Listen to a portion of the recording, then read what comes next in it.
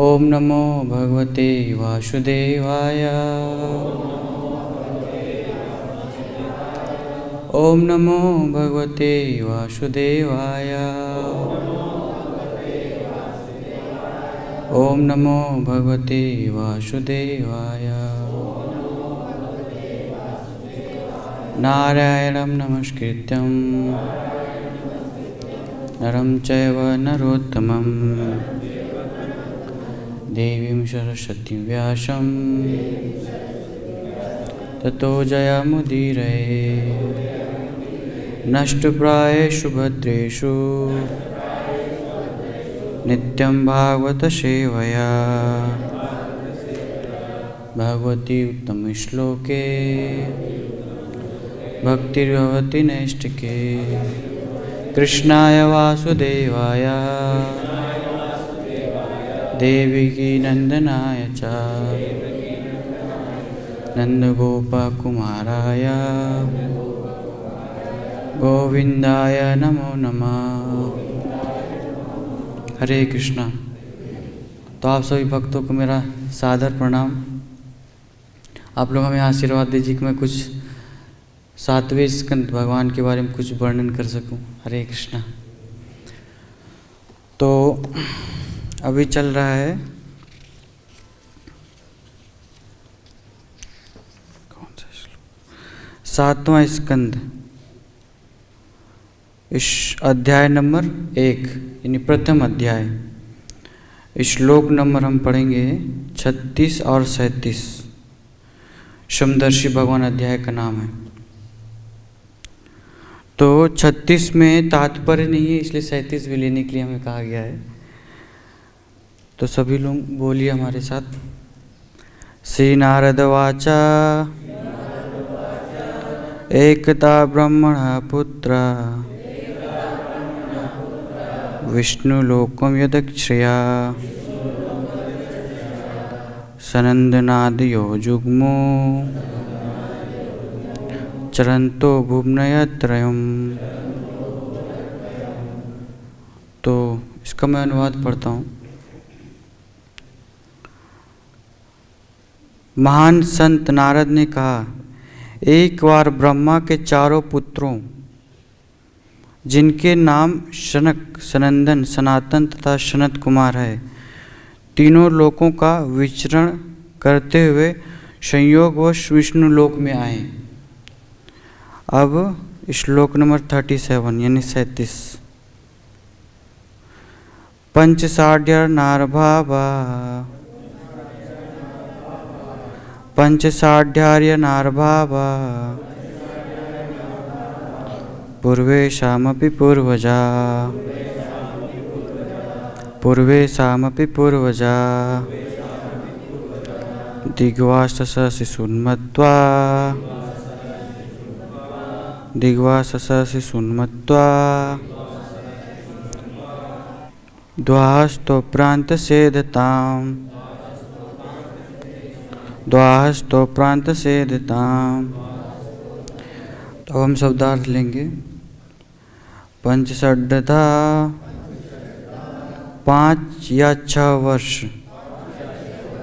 Ion लगभग, अर्थभावा बालकों जैसे, पूर्वेशाम ब्रह्मांड के पुराने लोग, मरीचि तथा अन्य, अपि यद्यपि, पूर्वजा पहले उत्पन्न, दिग्वासास नंगे होने से, शिशुन बच्चे, मत्वा सोचकर, द्वाहस्तो 2 द्वारपालों, जय तथा विजय ने, ताना उनको, प्रत्यसेदताम मान किया। अब अनुवाद पढ़ेंगे श्रील प्रभुपाद जी के द्वारा। श्रील प्रभुपाद की। यद्यपि ये चारों महर्षि मरीचि इत्यादि ब्रह्मा के अन्य पुत्रों की अपेक्षा बड़े थे, किंतु वे 5 या 6 वर्ष के छोटे छोटे नग्न बालकों जैसे प्रतीत हो रहे थे। जय तथा विजय नामक इन द्वारपालों ने जब उन्हें वैकुंठ लोक में प्रवेश करने का प्रयास करते देखा तो सामान्य बच्चे समझकर उन्हें प्रवेश करने से मना कर दिया। तात्पर्य: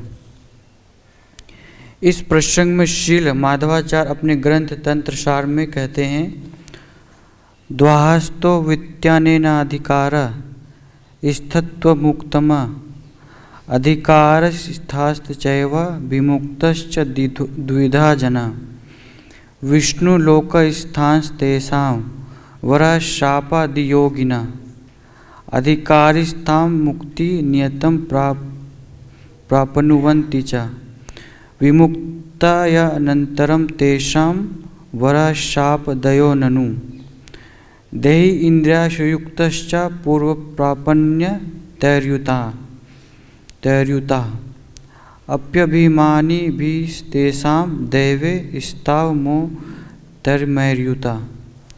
सारांश यह है कि वैकुंठ लोक में भगवान विष्णु के निजी पार्षद सदैव मुक्त आत्माएं हैं। यदि कभी उन्हें वर प्राप्त होता है या शाप दिया जाता है तो भी वे सदा ही मुक्त रहते हैं और वे प्रकृति के भौतिक गुणों से कभी कलुषित नहीं होते। वैकुंठ लोक में मुक्ति के पूर्व उन्हें भौतिक स्वरूप प्राप्त थे, किंतु एक बार वैकुंठ या आ जाने पर उनके वे शरीर नहीं रहे। अतः भगवान विष्णु के पार्षदों को यदि कभी शापवश अवतरित होना पड़ता है तो वे भी सदैव मुक्त रहते हैं। ओम ज्ञानतिमिरान्धस्य ज्ञानाञ्जनशलाकया चक्षुरुन्मिलितं येन तस्मै श्रीगुरुवे नमः। श्रीचैतन्यमनोभीष्टं स्थापितं येन भूतले स्वयं रूपा कदा मह्यं ददाति स्वपदान्तिकं। वन्देऽहं श्रीगुरो श्रीयुतपदकमलं श्रीगुरुवैष्णवांश्च श्रीरूपं साग्रजातं सकलरघुनाथावितं तं सजीवं सावधैतं सावधूतं परिजनसहितं कृष्णचैतन्यदेवं श्रीराधा कृष्णपादान् सगणललिता श्रीविशाखान्वितां च। नमो विष्णुपदाय कृष्णपृष्ठाय भूतले श्रीमते भक्तिवेदांत स्वामीति नामिने। नमस्ते सरस्वती देवे गौरवाणी प्रचारिणे निर्विशेष शून्यवादी पाश्चात्यदेशतारिणे।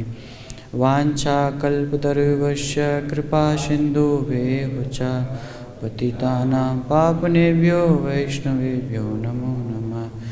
जय श्री कृष्ण चैतन्य प्रभु नित्यानंद श्री अद्वैत गदाधर शिवासदि गौरभक्तवृंद।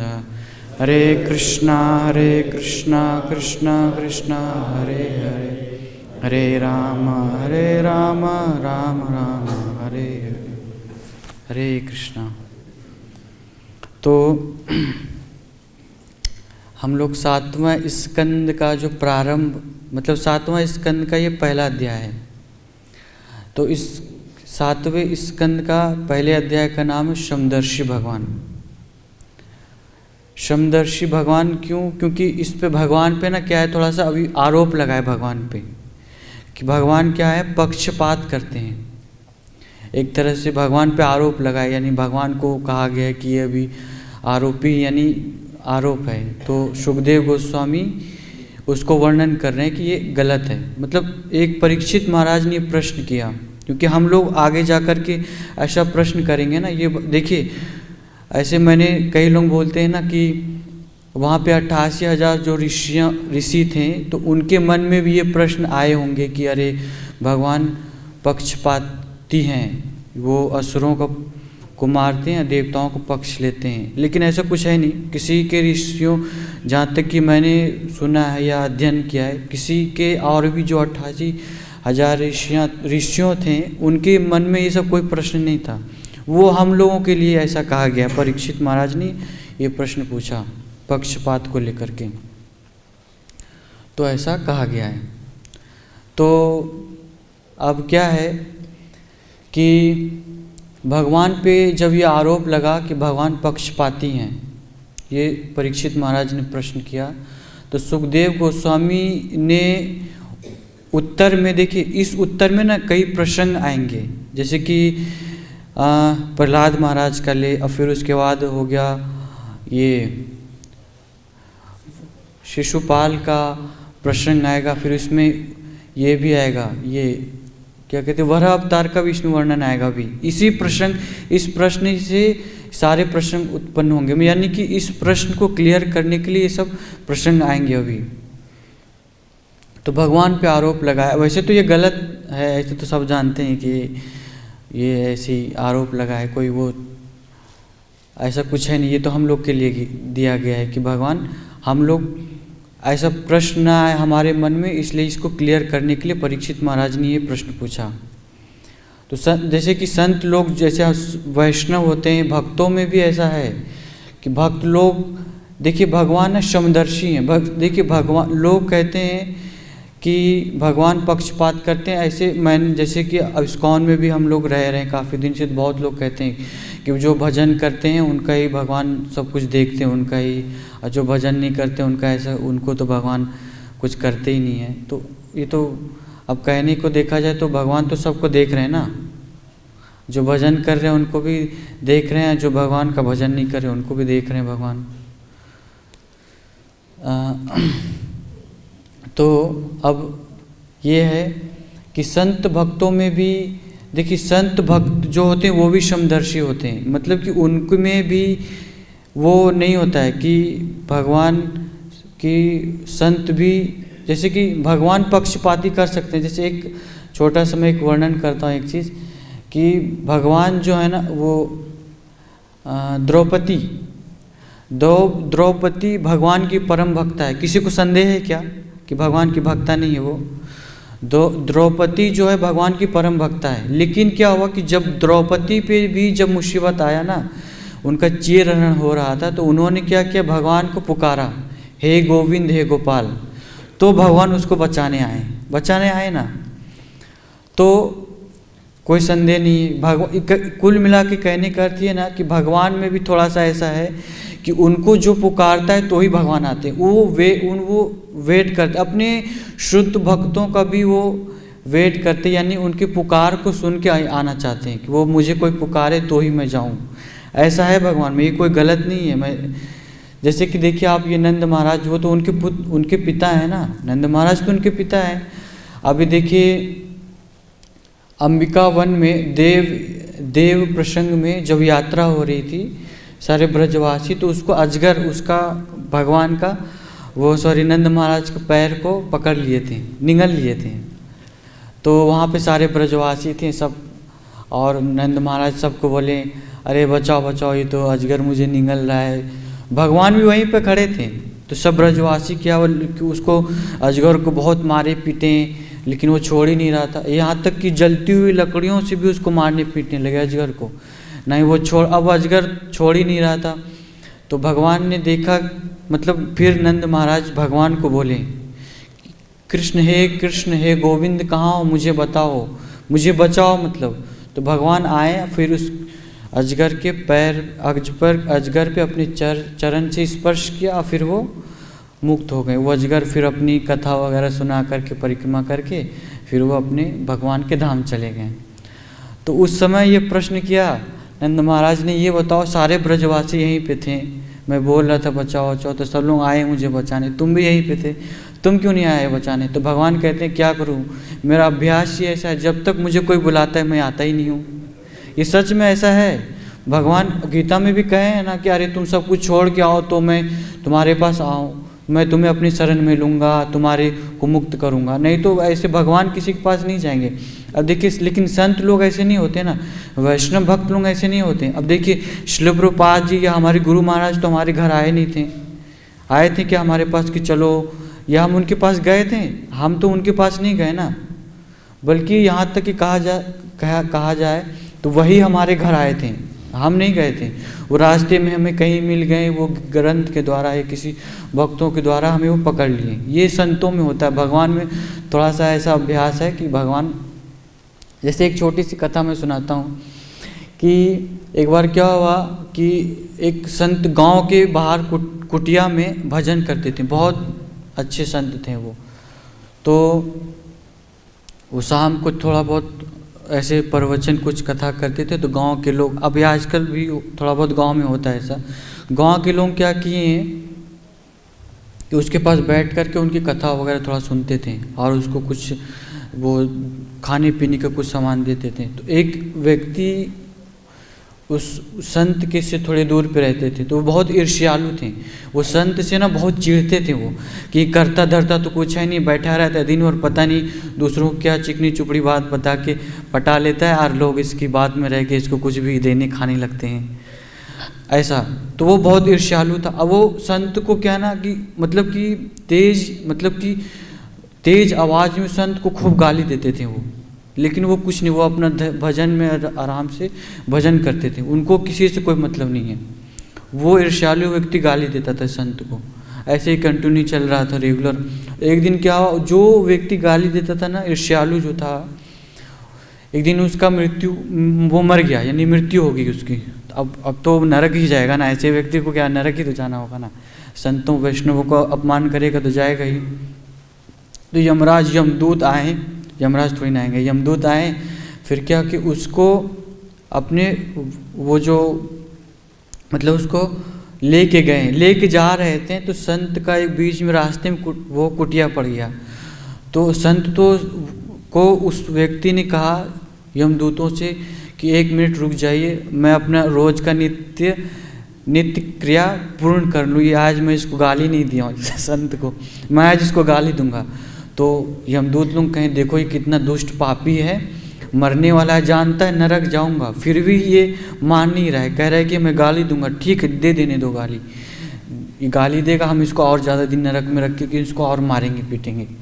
तो फिर हुआ, वो गाली उली देने लगा, फिर यही हुआ। लेकिन संत क्या ना, वो उसकी दृष्टि थोड़ी अलग होती है ना, आध्यात्मिक दृष्टि होती है। तो उन्होंने देखा कि, और उन्होंने कहा अरे तुम लोग इसको कहाँ लेके जा रहे हो? तो कहें कि अरे मैं संत जी मैं इसको लेके जा रहा हूँ नरक, ये आपका निंदक है, ये आपकी बहुत निंदा करता है। ये देखिए बहुत इम्पॉर्टेंट है, ये आप ध्यान से समझिएगा, ये आपका निंदक है, ये बहुत निंदा करता है आपका, इसलिए मैं इसको नरक लेके जा रहा हूँ। तो उस संत ने कहा ये बताओ कि एक जो यानी कि जो मेरी प्रशंसा करता है तो उसका संबंध भी मेरे से है, और जो मेरा निंदा करता है उसका संबंध भी मेरे से है कि नहीं? प्रशंसा जो करे उसका भी संबंध है मेरे से, जो निंदा करे उसका भी संबंध है मेरे से। तो मेरा संबंधी, क्योंकि मुझे तो बुरा नहीं लग रहा है ना कि ये निंदा कर रहा है, मेरा संबंधी नरक जाए ये मुझे सहन नहीं हो सकता, मैं सहन नहीं करूँगा, ये चाहे वो प्रशंसा करे या निंदक हो, है तो मेरा संबंध ना, इसलिए इसको आप छोड़ दो, इसको मत ले जाओ। तो यमदूतों ने कहा ये आपका कानून यहीं तक चलेगा, ये क्या कहते हैं, नरक में आपका कानून नहीं चलने वाला, आप तो दयालु कृपालु हैं, अपनी कृपा के कारण कह रहे हैं इसको छोड़ दो, लेकिन ये सब नहीं चलने वाला। तो फिर संत ने कहा कि बच्चों अच्छा क्या करना चाहिए मुझे फिर? तो कहें आप जानिए। तो उन्होंने कहा अच्छा है, मैं जो अपने जीवन में जितना पुण्य जितना भजन किया हूँ मैं सारा, देखिए ये तो कोई भी कर सकता है ना, भक्त लोग कर सकते हैं ऐसे, जितना पुण्य किया हूँ वो सारा पुण्य सारा भजन मैं इस व्यक्ति को देता हूँ, और फिर ऐसा होगा कि वो भगवान के धाम चला गया। ये है संतों की कथा। ये बहुत इम्पॉर्टेंट है ये, कि जब भक्त लोग संत लोग ऐसा नहीं कर सकते हैं कि पक्षपाती संत लोग किए क्या, उनके देखिए कहने का अर्थ है कि भगवान की जो भगवान से संपर्क किसका है, संबंध किसका है, असुरों का भी है। पक्षपाती का आरोप क्यों लगा? भगवान का संबंध असुरों से का भी है, भगवान से, और देवताओं का भी, क्योंकि असुर भी जब बैर करते हैं या भगवान से कुछ लड़ाई झगड़ा कुछ करते हैं या देवताओं से, तो वो भी एक तरह के भगवान से ही कर रहे हैं, उसका दिन रात चिंतन करते मैं विष्णु को मारूंगा, मैं कृष्ण को मारूंगा। जैसे कि शिशुपाल भगवान का उनको गाली देते थे, उसका दिन रात चिंतन करते थे। तो संबंध तो है ना, तो इस संबंध को लेकर के अगर भगवान का संबंध है असुरों से, असुरों का भगवान से, तो अगर वो नरक जाए तो ये तो गलत है ना फिर, क्योंकि संत भक्त में ऐसा नहीं है तो भगवान में क्यों होगा? होगा नहीं होगा ना। तो उसको क्लियर करने के लिए ये सारा प्रश्न ये पक्ष हो रहा है, यानी कि परीक्षित महाराज ने ये प्रश्न किया और उसके उत्तर में ये सब आ रहे हैं। जैसे कि आप कह सकते हैं, अगर मैं आपसे ये कहूँ कि भगवान से भी ज़्यादा कृपालु, भगवान से भी ज़्यादा दयालु संत होते हैं, वैष्णव होते हैं, तो ये गलत है या सही? आप बता सकते हैं हमें? सही कैसे सही है? भगवान से, अब देखिए, भगवान से भी ज़्यादा दयावान संत होते कैसे? अरे भगवान से ही तो सब कुछ आ रहा है ना, भगवान ही तो उस पर कृपा कर रहे हैं, भगवान के अंदर से सब कुछ आ रहा है, तो उससे ज़्यादा कैसे कृपालु हो गए वो? भगवान तो पुकार के आ रहे हैं, लेकिन भक्त तो बिना पुकार के आ रहे हैं। अच्छा, भक्त मतलब कि भगवान के पास मैं जा रहा हूँ तो मुझे, या उनकी आरती पूजा कर रहा हूँ तो ही मुझे वो आशीर्वाद दे रहे हैं या अपनी धाम बुला रहे हैं।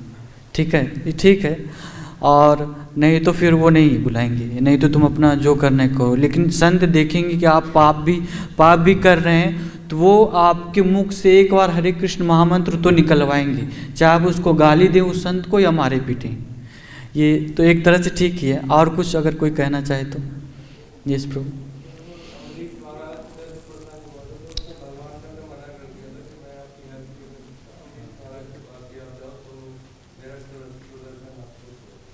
हाँ, ये ठीक है।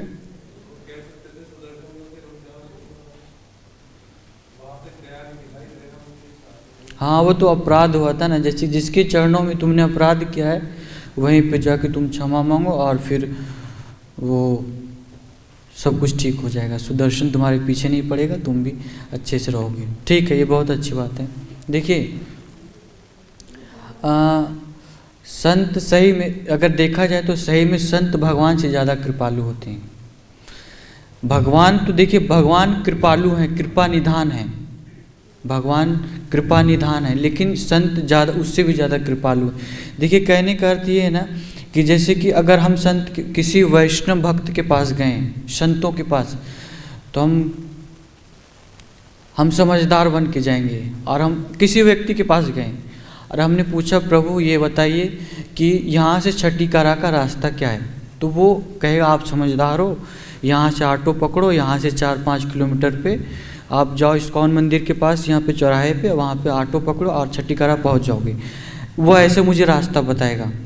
और फिर एक छोटा सा बच्चा, मान लीजिए 1-2-3 साल का बच्चा है, तो वो अगर पूछ रहा है तो उसको कैसे बताएंगे? संत लोग कैसे बताएंगे? नहीं, उसको बताएंगे नहीं, कहेंगे अच्छा ठीक है मेरी उंगली पकड़ो, मैं तुम्हें वहाँ तक छोड़ देता हूँ, खो जाओगे रास्ते में, क्योंकि वो बालक है, अभी छोटा है वो। ठीक है, मगर क्या है कि बालक है ये, लेकिन जो छोटा शिशु होता है जो कि चल भी नहीं सकता सही से, अगर उसको वो खो गया या वो रास्ता पूछ रहा है तो उसको कैसे लेके जाएंगे? गोद में लेके जाएंगे। तो वैसे कहने का अर्थ है कि हम लोग को भी ऐसा ही बनना है। हम लोग को क्या बनना है? अगर हम समझदार बन के जाएंगे अपने गुरु के पास, अपने भक्त संतों के साथ, तो वो बताएंगे, वो कहेंगे ये मार्ग है, ऐसे करके तुम ये भगवान को प्राप्त कर लो। तो उस ये और बालक बन के जाएंगे तो उंगली पकड़ के आपको साथ में, वो भी आपके अपने साथ लेकर चलेंगे, साथ में वो जाएंगे आपको भगवान के पास लेकर के। लेकिन शिशु बन के अगर जाएंगे तो और अच्छी बात है, गोद में लेकर के जाएंगे आपको। आपसे कुछ गलतियां, कुछ अपराध भी होगा, शिशु है भैया, अब शिशु है, गोद में है, बाथरूम लगे पेशाब कर दिया, उसको समझदार नहीं है।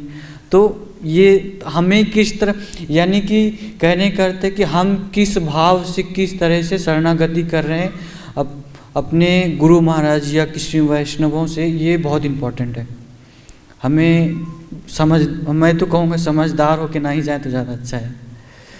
बालक या शिशु बन के ही जाना ज़्यादा बढ़िया है, ये ज़्यादा बढ़िया रहेगा। तो अब हम प्रसंग में आते हैं कि इस प्रसंग से क्या हुआ कि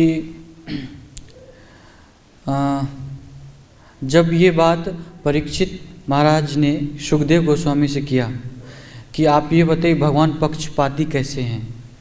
तो परीक्षित महाराज ने बताया भी कि ऐसा नहीं कि भगवान पक्षपाती, क्योंकि देखिए आपके कहने का ये अगर अर्थ है कि असुर का वो मतलब देवताओं का पक्ष लेते हैं और असुर को मारते हैं। तो आप ये बताइए कि क्या प्रहलाद महाराज असुर कुल में नहीं थे ना? तो भगवान ने उसे मारा नहीं मारा? क्यों नहीं मारा? क्योंकि प्रहलाद महाराज असुर कुल में रह के भी भक्त थे, इसलिए उनको नहीं मारा।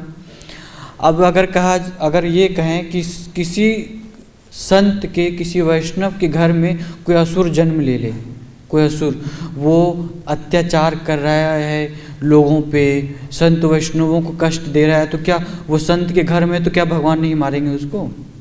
भगवान फिर भी मारेंगे उसको। ये गलत है कि भगवान पक्षपात ले रहे हैं, ऐसा कुछ नहीं। भगवान क्या करते हैं कि उस असुरों को भी मार करके अपने धाम ले जाते हैं। और फिर उन्होंने ये भी बताया कि ये जो क्या कहते हैं हिरण्यकश्यप और हिरण्याक्ष, ये जो हैं ये कोई साधारण व्यक्ति नहीं है, ये साधारण कोई असुर नहीं, ये भगवान के पार्षद हैं। कौन है? जय और विजय हैं, जय विजय, ठीक। तो उन्होंने बताया फिर कि ये 3 जन्म का इनके ऊपर श्राप था। पहले ये हिरण्यकश्यप और हिरण्याक्ष बने, फिर उसके बाद ये रावण और कुंभकर्ण, फिर दंत्रवक्र, और ये फिर क्या बने?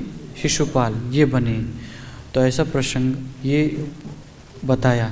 देखिए भागवतम में थोड़ा सा आगे वर्णन आएगा कि वैकुंठ में कैसे वो गिरे, क्योंकि ये प्रश्न बाद में किया भी ना परीक्षित महाराज ने कि आप हमें बताइए कि ये वैकुंठ से जय विजय कैसे असुर की योनि में गए, असुर के मतलब कि असुर कैसे बने, ऐसा तो उसको थोड़ा सा वर्णन भी किया है सुखदेव गोस्वामी ने। मगर मैं आपको थोड़ा सा बताना चाहूँगा कि ये कुछ संत भक्तों ने, जैसे आप तुलसीदास गोस्वामी ने एक बाल कांड में ऐसा वर्णन है कि एक बार क्या हुआ कि जो लक्ष्मी जी विष्णु लोक में, लक्ष्मी जी भगवान का चरण वो कर रही थी, यानी चरण संवाहन कर रही थी। वो तो हमेशा सेवा करती है ना। तो हुआ ये कि वहाँ पे 2 भक्त आए, कई संत आए, और उन्होंने आकर के कहा, भगवान का गुणगान करने लगे, और उन्होंने कहा आप कितने कृपालु हैं, आप कितने दयालु हैं, आप तो कमल से भी ज़्यादा कोमल हैं। ऐसा तो लक्ष्मी जी ने जब ये बात सुना कि भगवान को कहा जा रहा है कि आप कमल से भी ज़्यादा कोमल हैं, तो वो कह रही आप लोग तो सही कह रहे हैं, आप तो बोल रहे हैं, लेकिन मैं जब चरण संवाहन करती हूँ तो मुझे पता चलता है कि सही में भगवान तो कमल से भी ज़्यादा कोमल हैं। फिर जब ये बात कहे तो संत उन्होंने एक और बात बोला, उन संतों ने, कि आप वज्र से भी कई गुना ज़्यादा कठोर हैं। तो ये लक्ष्मी जी को थोड़ा अजीब लगा कि अरे ये कह रहे हैं कि कमल से भी ज़्यादा कोमल हैं, अब वज्र से भी ज़्यादा कठोर है, ये कैसे हो सकता है? क्योंकि जो कोमल है वो कठोर नहीं हो सकता, और जो कठोर है वो कोमल नहीं हो सकता। तो लेकिन लक्ष्मी जी को पता है, लक्ष्मी जी ने कहा, उनके मन में आया कि अगर ये संत कह रहे हैं, भक्त कह रहे हैं, तो ये सच कह रहे हैं, ये तो झूठ नहीं कहेंगे ना। तो उन्होंने कहा मैं कोमलता का स्पर्श करके ये तो मुझे महसूस हो रहा है कि भगवान कमल से भी ज़्यादा कोमल है। तो उनके मन में इच्छा हुई कि मैं भगवान को एक वज्र से भी ज़्यादा कठोर है, ये मुझे कभी दिखने को मिल जाए तो ज़्यादा अच्छा होता। कोमलता तो दिख रही है, कठोरता भी दिख जाती तो ज़्यादा अच्छा है। तो ये भगवान तो सब जानते हैं, भगवान उनकी मन की बात को जान गए। और भगवान ने कहा लक्ष्मी, देखिए भगवान क्या है, वो तो भगवान भक्तों की हर एक इच्छा को पूर्ण करने वाले हैं ना। और लक्ष्मी तो उनकी अंग रूपा है ना, उनकी इच्छा को क्यों नहीं पूरा करेंगे। तो फिर हुआ ये कि उन्होंने कहा कि ठीक है मैं इनकी इच्छा को पूरा करता हूँ। तो फिर क्या हुआ, उन्होंने जय विजय को बुलाया, भगवान विष्णु जी ने जय विजय को कहा आप लोग इधर आओ। तो वो आए, फिर कहा बोलिए आप क्या हुआ। तो कहें मैं एक आज्ञा दूंगा, क्या तुम मेरी आज्ञा का पालन करोगे। तो वो लोग डर गए, अरे आप ऐसा क्यों कह रहे हैं, क्या मैंने आपके किसी आज्ञा का कभी पालन नहीं किया, क्या आप ऐसा क्यों कह रहे हैं। कह रहे नहीं मैं इसलिए बोलो आज का आज्ञा जो दूंगा थोड़ा अटपटा रहेगा, तुम्हें शायद पसंद ना आए, शायद तुम मना भी कर दो। कहे नहीं आप हमें बोलिए, जो आप कहेंगे मैं वो करूँगा। लेकिन भगवान क्या बोलते सुनिए, वो कहें तुम अपनी दोनों गदा उठाओ और जितनी तेज से तुम मेरे ऊपर प्रहार कर सकते हो तुम मुझे मारो, तुम दोनों मिलकर मुझे खूब मारो, खूब पीटो मुझे। तो वो लोग कह रहे मैं ये नहीं कर सकता, ये कौन सा आज्ञा दे रहे हैं, मैं ये आज्ञा का पालन नहीं करूँगा, रहने दीजिए हम नहीं करेंगे। तो उन्होंने कहा ना, उन्होंने कहा कि देखिए मैं आपकी हर आज्ञा का पालन करूँगा, लेकिन हमसे कुछ अपराध हुआ है क्या, आप हमें अपने आप को मारने के लिए कह रहे हैं। तो उन्होंने कहा कोई अपराध नहीं हुआ है, अब बताएंगे थोड़ी ना भगवान, कोई अपराध नहीं हुआ, बस तुम मारो। तो उन लोगों ने मना कर दिया। तो भगवान ने कहा ठीक है आप लोग क्या करो, जाओ अपने द्वारपाल का जो कर्तव्य है उसको निभाओ। तो वो लोग चले गए। तो भगवान अब सोचने लगा अब मैं क्या करूं, अब कैसे, अब इनको लक्ष्मी जी को कैसे अपनी कठोरता दिखाऊं। तो फिर क्या किया, वो कहें द्वारपालों मन में वो कहें कि तुम लोगों ने मेरी एक आज्ञा को नहीं माना है, इसके कारण तुम्हें 3 आज्ञा करनी पड़ेगी, तुम्हें 3 बार असुर बनना पड़ेगा। ये भगवान, क्योंकि भगवान चाहते थे कि मैं इन्हीं दोनों के द्वारा अपनी कठोरता दिखाऊं। अब उसी समय कर देते तो ये 3 जन्म का झंझट थोड़ी ना होता, ये कुंभकर्ण वगैरह कुछ बनने की जरूरत नहीं थी, उसी समय कर देना चाहिए। तो क्षमा करिए। तो फिर क्या हुआ कि भगवान ने क्या किया, एक थोड़ा वो लीला रचा। उन्होंने योग माया, देखिए योग माया जो है ना, भगवान की जो माया है वो भगवान के समान है, ये तो सब जानते हैं। तो उन्होंने क्या किया, योग माया को बुलाया और उनसे कहा तुम जाओ चतुर कुमार, जो 4 कुमार है उनके पास, मेरे चरणों के तुलसी का सुगंध लेकर के उनके पास जाओ। और फिर उनको जाओ और जा कर के तुम क्या करना कि उसको यहाँ पर लेकर के आना। द्वारपाल जब ये चतुर कुमार एंट्री करें तो द्वारपाल यानी जय विजय से तुम रुकवा देना, रुकवा करके बस इतना ही बोला, रुकवा देना। यानी कि कुल मिलाकर के फिर क्या हुआ कि वो योग माया अपनी भगवान के चरण तुलसी का जो सुगंधित है उसको लेके गए। फिर उसके बाद चतुर कुमार ने देखा रे कहाँ से आ रहा है ये हमारा, क्योंकि ये कोई भौतिक तो नहीं हो सकता, ये आध्यात्मिक ही है, ये जो हमें इतना अच्छा सुगंध आ रहा है। तो फिर वो लोग कहें कि भगवान लगता है मुझे बुला रहे हैं, मुझे जाना चाहिए। तो वो लोग गए। अब चतुर कुमार तो छोटे छोटे बालक हैं ना, वो तो छोटे छोटे नंग धड़ंग ऐसे ही रहते हैं। तो फिर क्या हुआ कि वो गए। तो देखिए ये सब योग माया करा रही है, ऐसे नहीं तो द्वारपाले इतने वो थोड़े ना बेवकूफ़ हैं कि कोई भी आया और भगवान रोक दे। क्योंकि बैकुंठ तक आया तो वो चतुर कुमार को नहीं जानते थे क्या, जानती थी, लेकिन फिर भी योग माया सब करा रही हैं। फिर क्या हुआ कि उन्होंने रोकवा दिया कि अरे तुम लोग कहाँ जाओ, और नन धड़ंग छोटे से बच्चे ऐसे कहीं घुसे जा रहे हो, तुम्हें दिख नहीं रहा, हमसे आज्ञा लो, हमसे पूछे और तुम ऐसे घुसे जा रहे हो। तो वो लोग क्रोधित हो गए, जाने नहीं दिए। वो चतुर कुमार क्रोधित होकर के फिर क्या कहा, उन लोगों ने श्राप दिया कि तुमने मुझे रोका, तुम्हें पता भी है कौन हूँ मैं ब्रह्मा जी का प्रथम पुत्र हूँ। श्राप दे दिया कि तुम लोग जाओ, तुम असुर योनि में चले जाओ, ऐसा श्राप दे दिया। तो फिर जब श्राप देने के बाद फिर योग माया चली गई। फिर उसके बाद अपना उन्होंने प्रभाव ख़त्म कर दिया। तो फिर दोनों लोग कहे फिर द्वारपाल सोचने लगा अरे हमसे कैसे ये अपराध, अब तक नहीं सोच रहे थे, अब तक थे कि नहीं मैं इनको रोकूंगा, अब वो भी थे कि मैं श्राप दूंगा। तो उन लोग कह रहे मैं ये मुझसे क्या गलती होगी, मैं क्यों रोकूं, रोकना नहीं चाहिए, मैं तो द्वारपाल हूँ ना, मेरा तो काम ही कि कोई भगवान के पास आए तो मैं उसको जाने दूं।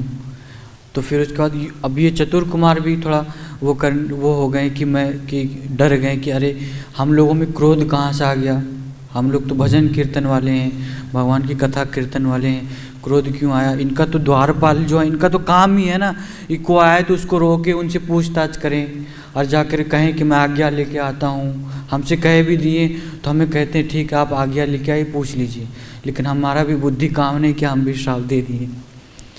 फिर ऐसा हुआ तो फिर वहाँ से भगवान विष्णु जी आए। भगवान विष्णु ने कहा कि आप लोग चिंता मत होइए, ये सब आप लोगों की गलती नहीं है, ये सब मैंने किया है, ये सारी लीला मेरे द्वारा हुई है।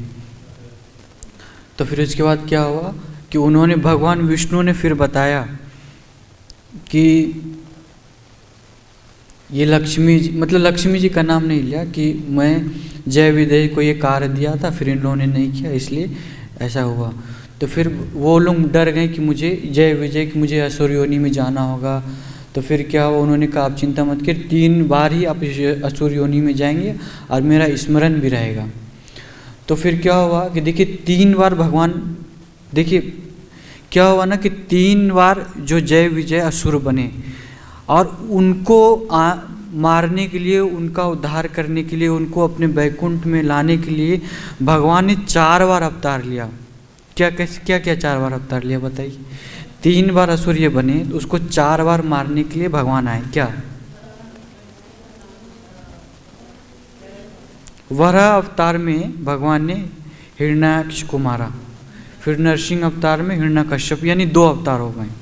अब बचे और 2, रामचंद्र में रावण को और कुंभकर्ण को, और कृष्ण दंतवक्र और शिशुपाल को, यानी 4 भगवान। देखिए उस समय ये वैकुंठ में ये वार्ता हुई भी थी कि भगवान ने कहा अरे तुम लोग कह रहे हो कि 3 जन्म ये वो, अब मुझे तो तुम्हारे लिए 4 बार आना पड़ेगा।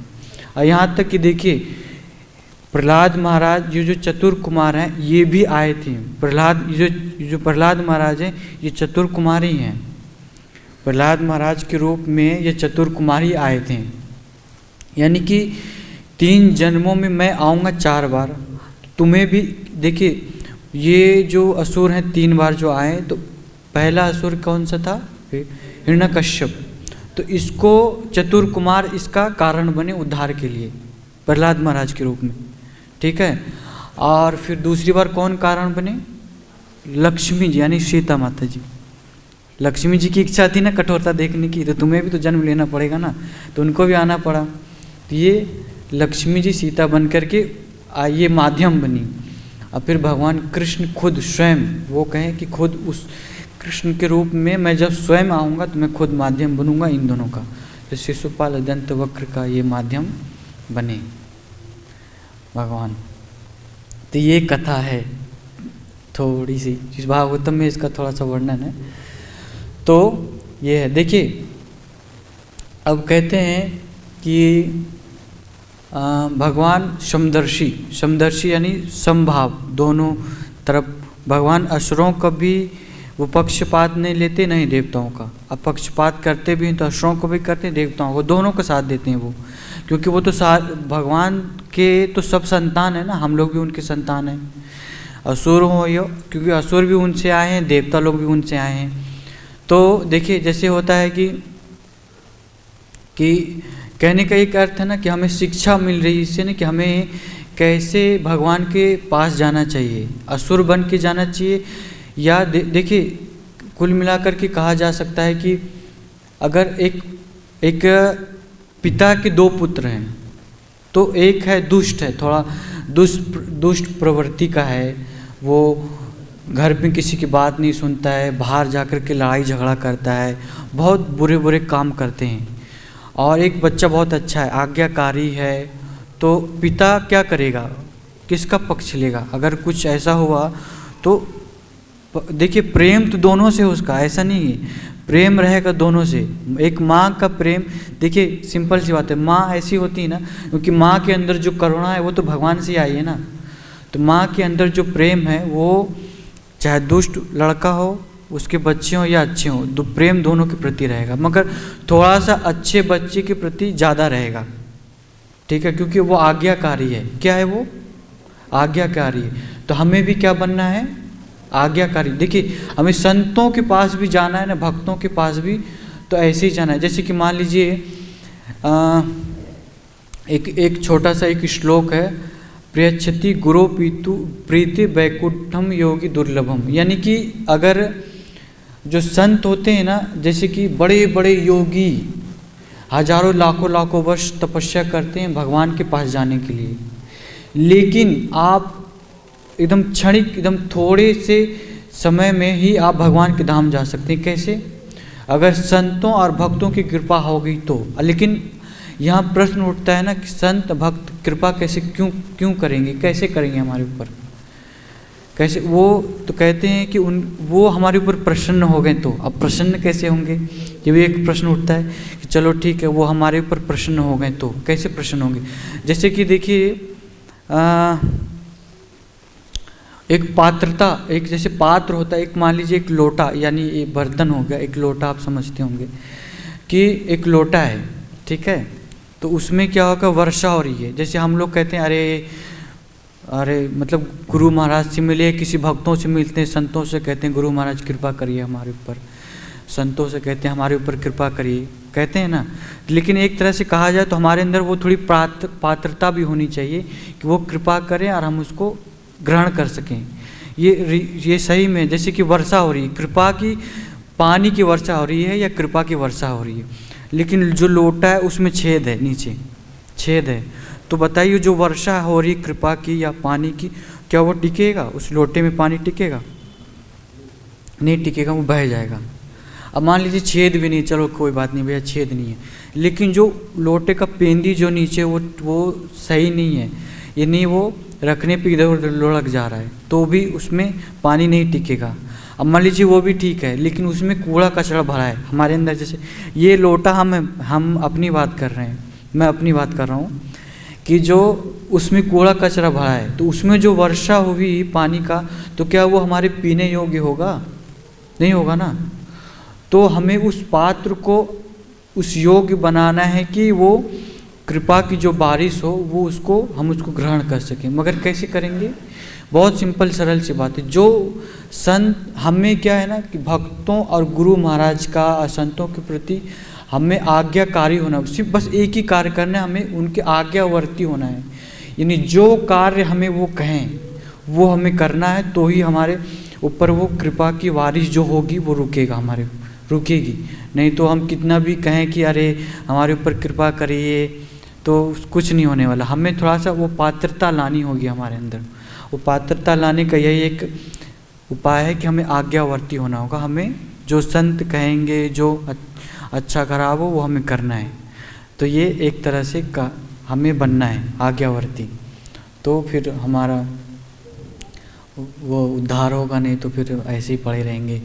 भगवान ने हमें देखिए, हम लोग कोई कलयुग में, हमारा ये कोई पहला जन्म नहीं है कि हमने कलयुग में जन्म लिया, ये आप सब लोग जानते हैं। हम लोग सतयुग में भी थे, सतयुग में हम लोग भी थे, लेकिन क्या हुआ कि सतयुग में हम लोग भगवान का भजन नहीं कर पाए सही से, और हम लोग भगवान के धाम नहीं जा पाए। जो किए वो गए भगवान के धाम, ठीक है, लेकिन हम लोग नहीं किए। तो भगवान ने कहा कि चलो कोई बात नहीं, ये सतयुग में क्या है, एक पैर पे खड़े रहो, ये उंगली पे खड़े रहो, इतना तपस्या करना पड़ता है, तो ये हम लोग नहीं कर पाए।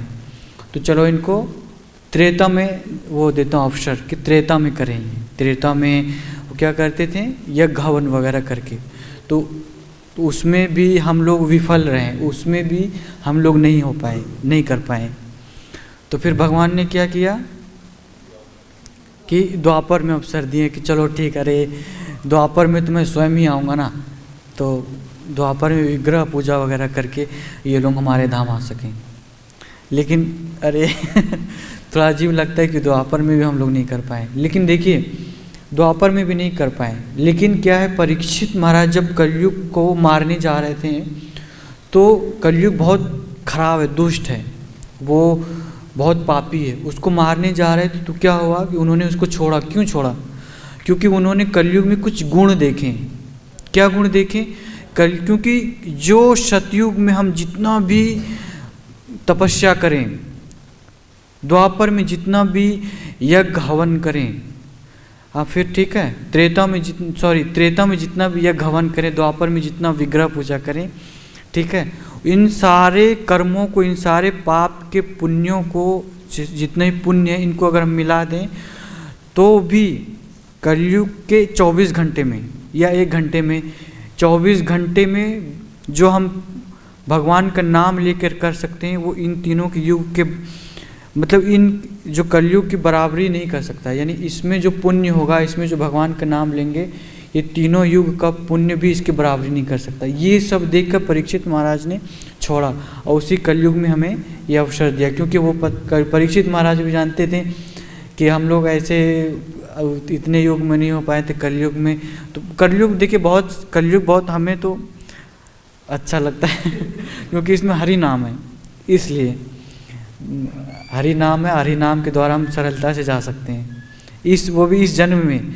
अगर मुझे, मैं तो डरता हूँ कि अगर ये जन्म मेरा छूट गया तो अभी परिस्थिति अभी ठीक नहीं है। अभी जितना जो समय चल रहा है ना वृंदावन जैसे धाम में भी रह करके, तो अगर मरने के बाद पता नहीं कौन सा जन्म मिले क्या है। अगर हमने इतना पुण्य भी किया है ना कि मनुष्य जन्म भी मिल जाए तो भजन करेंगे, ये गारंटी नहीं ना। तो इसलिए इस जन्म में ही भगवान का नाम लेके हमें जाना है। तो परीक्षित महाराज ने क्या किया कि उसमें देखा कि एक जो हरि नाम है, जो कि हरि नाम से सरलता से भगवान के धाम भक्त जा सकते हैं जो होंगे कलयुग के जीव। और भी कुछ गुण देखें कि जैसे होता है कि हम कहीं और हैं, कुछ दूसरे देश में, दूसरे शहर में हैं, और हमें वृंदावन परिक्रमा करना है, गोवर्धन परिक्रमा करना है। हम सोचेंगे अरे मैं वृंदावन जा नहीं पाया, आज मैं वृंदावन की परिक्रमा करता तो कितना बढ़िया रहता। सोचने कि वृंदावन परिक्रमा मैंने कभी किया है, ऐसे ऐसे करते हैं, कितना बढ़िया है, मैं जाऊँ तो ऐसे करूँगा, ये वो इतना सोचना। गोवर्धन परिक्रमा जो जाके प्रत्यक्ष हमने किया, और सोचने में जो जाके जो प्रत्यक्ष करने पे जो हमें पुण्य मिलेगा, बिल्कुल सोचने पे वो पुण्य हमें मिल जाएगा। ये कलयुग का एक गुण है, ये गुण है, ये मिल जाएगा हमें। तो परीक्षित महाराज इसको भी देख करके, ये बहुत बड़ा गुण है। भगवान को हम भोग लगा रहे हैं, उनको मिश्री खिला रहे हैं, या पूरा लाखों हजारों भोग बना करके खिला रहे हैं, ये अगर हमने सोचा तो ये हो भी जाएगा। कलयुग में ये गुण है। लेकिन हमारे पास अगर लक्ष्मी है, ढेर सारे धन वन है, तो ऐसा नहीं है हमें सोच के अरे, जो कंजूस होते हैं वो सब सोचते समय भी यही सोचेंगे कि मिश्री भी देते सही में जो कंजूस होंगे वो सोच, भगवान को भोग लगा रहा हूँ मैं, सोच के भी मिश्री खिलाने में सोचेंगे कि हाँ सोच रहा हूँ मिश्री खिला रहा हूँ, तो मिश्री भी तो खरीदेंगे तभी तो खिलाए होंगे, एक ही दाना खिलाता हूँ जो कंजूस होते हैं। अब भगवान का ये गुण है, अगर इस कलयुग में तो आप जो करना है करिए, लेकिन अगर लक्ष्मी है हमारे पास तो हमें खूब बढ़िया से उसको भगवान की सेवा में लगाना है। तो ये सब है कलयुग का महिमा। तो ये समदर्शी भगवान का ये अध्याय चल रहा है। तो मैं आज थोड़ा समय भी हो गया है, तो मैं आज इस क्लास को यहीं पे विराम देता हूँ।